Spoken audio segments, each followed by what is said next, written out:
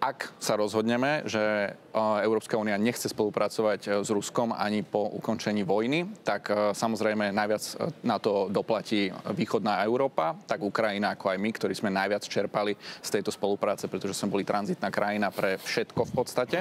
Ale čo sa hlavne stane, je, že Rusko odtlačíme od západu na východ, spojí sa s Čínou, ktorá sama o sebe má absolútnu kapacitu nás rozmetať ekonomicky, finančne, vojensky, hociak.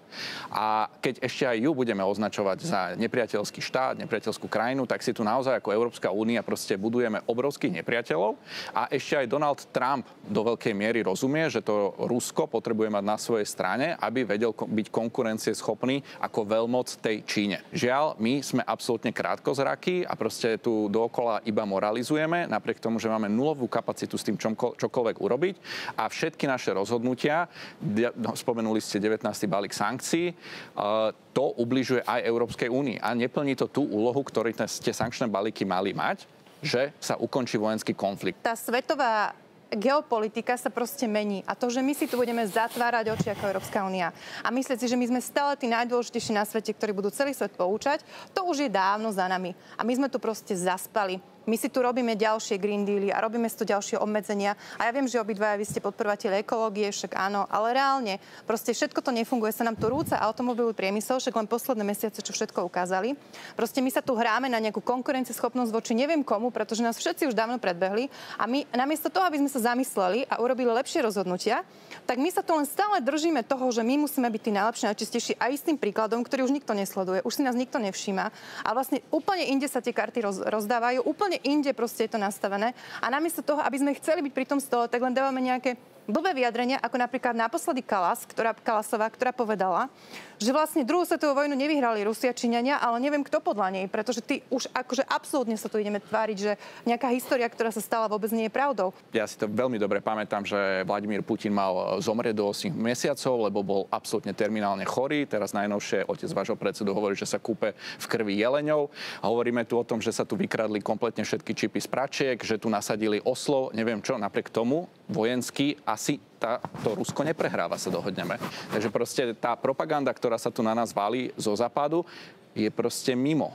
A bol by som veľmi rád, keby sme si konečne naliali proste čisté víno v tomto. Buď pôjdeme cestou diplomácie, čo znamená áno, uznať tomu štátu a tomu lídrovi, ktorého opisujú ako opisujú, nejaké z jeho nárokov, ktoré definoval pred vojenským konfliktom a o nich sa baviť, alebo potom pôjdeme silou, ako hovorí pán Biezik, lenže to znamená vojnu.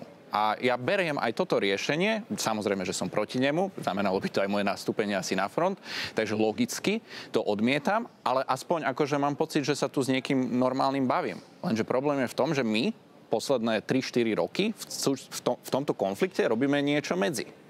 Aj si požičiavame peniaze a dávame ich Ukrajine, aj nechávame Ukrajincov zomierať, aj tam posielame žoldnierov, aj tí zomierajú, aj hovoríme o tom, že budeme vyrábať zbrane a aj tak čakáme na tie zbrane niekedy niekoľko rokov. To znamená proste pre mňa je to, čo sa deje, to, čo teraz predvádza Európska únia, proste nejaká fasáda, kde politici chcú pôsobiť silne, hovoria o tom, že chcú ísť silou, ale reálne nikto nemá to lídovanie na to, aby proste urobil niečo, čo je potrebné urobiť. Za mňa je správna cesta diplomácie.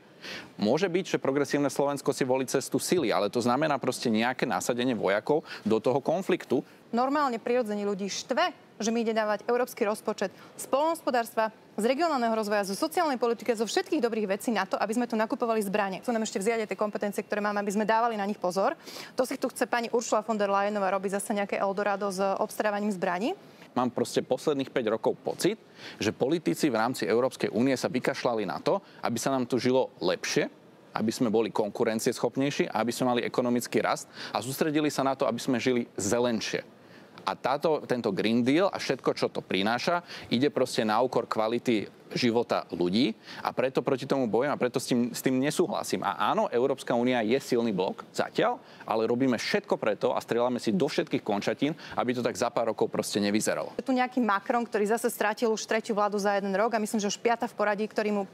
premiér, ktorý mu proste musel odísť kvôli nedôvere. Tak ten si kvôli domácej politike vytvára koalíciu ochotných. No koalícia ochotných, ktorá naposledy bola v roku 2003 pri vojne v Iraku, vieme ako dopadla celá táto vojna, ako sme tam všetko zničili. Tak poďme ako Európska únia naozaj volať po miery, budeme mať 21. septembra Medzinárodný deň mieru.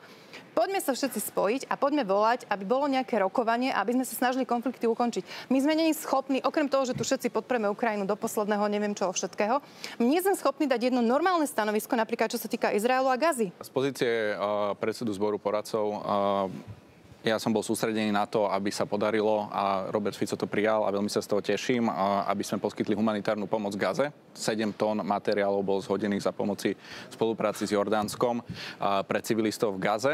Kam sa nechceme dostať, kam nechceme patriť, je do izolácie. Nechceme proste vidieť na západ svojich nepriateľov, na východ nepriateľov. Chceme rokovať a mať dobré vzťahy na všetky 4 svetové strany. A tak, ako ste mohli tento týždeň vidieť Roberta Fica, tie dobré vzťahy sa snažil budovať aj v Číne, ale aj potom na sever, teda na východe Slovenska, respektíve na západe Ukrajiny s pánom Zelenským. A to je proste solidný premiér, ktorý rozumie, že tá medzinárodná politika nie je o konfliktoch, nie je o vyrábaní si nepriateľa, nie je to súboj politických strán, ako napríklad teraz tu, Progresívne Slovensko versus Smer, ale je to o budovaní konsenzu a hľadania toho spoločného, čo nás spája.